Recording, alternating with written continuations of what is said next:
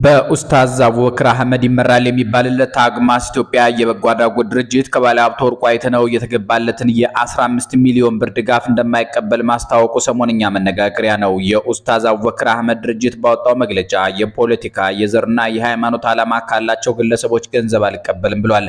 በቀጥታ ወርቁ አይተነው የፖለቲካ የዘርና የሃይማኖት ዓላማ ያላቸው ሰው ናቸው ማለቱ ነው።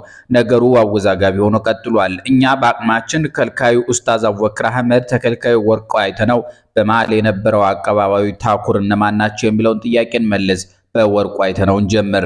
የወርቁ አይተነው ዘብሔር አማራ ወጎጃም ሀብታቸው በቢሊዮኖች እንደሚለካ ምንጮች አትታሉ። በጣም ዝነኛ ያደረጋቸው ደብረ ማርቆስ ያስገነቡት የዘይት ፋብሪካቸው ነው። 5 ቢሊዮን የኢትዮጵያ ብር አውጥተውበታል።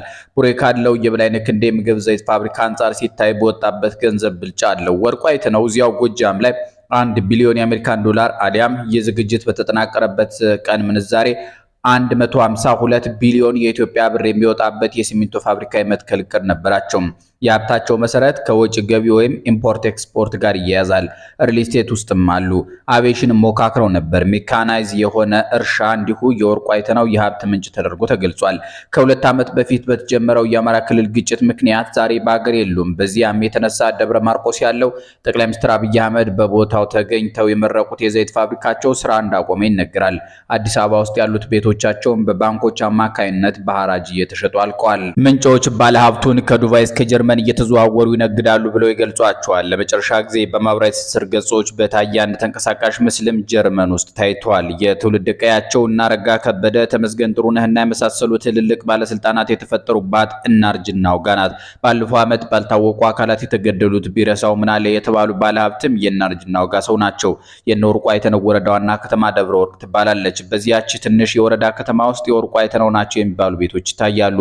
ወርቁ አይተነው በኢህአዴግ ጊዜ ታስረው እንደነበረ ይናገራሉ። እንዲያውም በእስር ቤት ዳዊት ድሪባ ከሚባለው ዝነኛ የወንጀል ሰው ጋር ልዩ ጥምረት እንደነበራቸው ተጽፏል። ወርቁ አይተነው ተኩስና ዳንስ ይወዳሉ። ወደ ሰማይ እየተኮሱ የጎጃምን እስክስታ ሲመቱ የሚታዩባቸው ተንቀሳቃሽ ምስሎች ብዙ ናቸው። ከዝነኛዋ የሙዚቃ ሰው መሰሉ ፋንታውን ጋር የነበራቸው ግንኙነት የአንድ ወቅት መነጋገሪያ ነበር።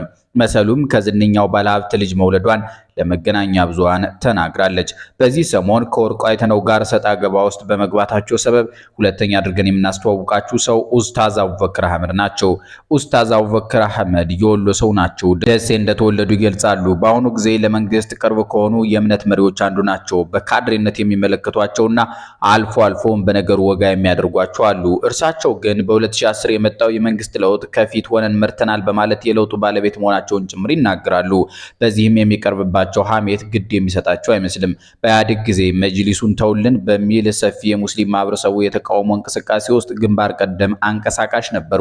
ኢህአዴግ እነ ኡስታዝ አቡበክር የመሩት እንቅስቃሴ እስላማዊ መንግስት ለመመስረት ነው በሚል ብዙዎችን ገድሎ አስሮና አባሮ እንቅስቃሴውን ለማዳከም ጥረት አድርጓል። ኡስታዙ ግን ኢህአዴግን አሸንፈን ለውጥ አምጥተናል፣ መጅሊሱንም ተረክበናል ባይ ናቸው። አብይ ስልጣን ከያዙ በኋላ በመጅሊሱ ውስጥ በተከሰተው መከፋፈል ውስጥ ኡስታዝ አቡበክር ከአካባቢያቸው ሰው ሐጂ ሙፍቲ ይልቅ የጅማውን የመጅሊሱ መሪ ደግፈው መቆማቸው ብዙ ውዝግብ አስነስቶባቸው ነበር።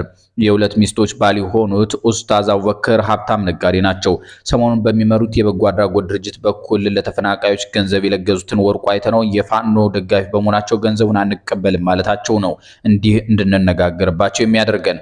ከትልልቅ ባለስልጣናት ጋር የሚውሉት ኡስታዝ አቡበክር በዚህ አቋማቸው በማህበራዊ ሚዲያዎች ላይ ሰሞነኛ መነጋገር ይሆናል። በጎበዝ የእምነት አስተማሪነት በተደማጭነትና በሚዛናዊነት ይታወቃሉ የሚባሉት አቡበክር አህመድ ይህንን ሰሞን ወርቁ አይተነው በታኩር በኩል በፈጠረባቸው ችግር በመሰደብ ላይ ናቸው። የምንሰናበታችሁ በዚህ ሰሞን የልጅ አዋቂ የተባለ ስለሚገኘው ታኩር የተባለ አዳጊ አንዳንድ ነጥቦችን በማንሳት ነው። በቲክቶክ መተግበሪያ 2.5 ሚሊዮን ተከታዮች ያሉት ታኩር ተወልዶ ያደገው ደሴ ሀገረ ግዛት የሚባለው ሰፈር ነው። በቲክቶክ ግማሽ ሚሊዮን ተከታዮችን እስከሚያገኝ ድረስ እዚያው ደሴ እንጀራ እየጋገረች የምትሸጥ እናቱን እያገዘ ቆይቷል። በማስታወቂያ ገቢ ማግኘት ሲጀምር ወደ አዲስ አበባ መጥቶ አልተመለሰም። እናቱንም በጭስ ከመታፈን ገላግሏታል። ከ11 ወር በፊት መረባ የሚል ዘፈን በሆፕ የሙዚቃ ማሰራጫ በኩል ለአድማጮች አድርሶ ተወዶለታል። አዲስ አበባ ወሎ ሰፈር አካባቢ የተከፈተው የሽቶ ሱቅም ከፍተኛ ገቢ ያስገኘለት እንደሆነ ይነገራል። ታኩር በብዙ የማህበራዊ ሚዲያ ጦማሪዎች ዘንድ ከእድሜውና ከቁመቱ በላይ ልብ ያለው የሚል ሙገሳ ይቀርብለታል። በቅርቡ ቢሊየነር ነኝ በሚለው ደፋር ንግግሩ ከሚታወቀው መንሱር ጀማር ጋር ያደረገው የሐሳብ ልውውጥ አንዱ ያስመሰገነው ጉዳይ ነበር።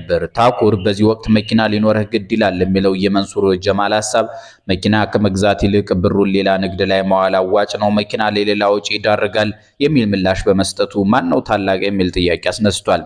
በዚህ ሰሞን ደግሞ በደብረ ብርሃን ለሚገኙ ተፈናቃዮች በቲክቶክ ገጹ ከፍተኛ ገንዘብ ያሰባሰበው ታኩር ብዙ አድናቆት ተችሮታል። ወርቁ አይተነውም ለአንተ የ5 ሚሊዮን ብር መኪና ለተፈናቃዮች ደግሞ የ10 ሚሊዮን ብር ድጋፍ ሰጣለሁ ብለውት ነበር። ሆኖም የታኩር የወንዝ ልጅ የሆኑት ኡስታዝ አቡበክር የወርቁ አይተነውም ብር አንቀበልም በማለታቸው በድጋሚ ታኩርና ኡስታዝ አቡበክርን የሚያነጻጽሩ ሰዎች በብዛት ተነስተዋል። ኡስታዝ የሚመሩት አግማስ የበጎ አድራጎት ድርጅት ከፖለቲካ ከዘር ከሃይማኖት ነፃ ነኝ በማለት የወርቁ አይተነውን ድጋፍ አልቀበልም ብሏል።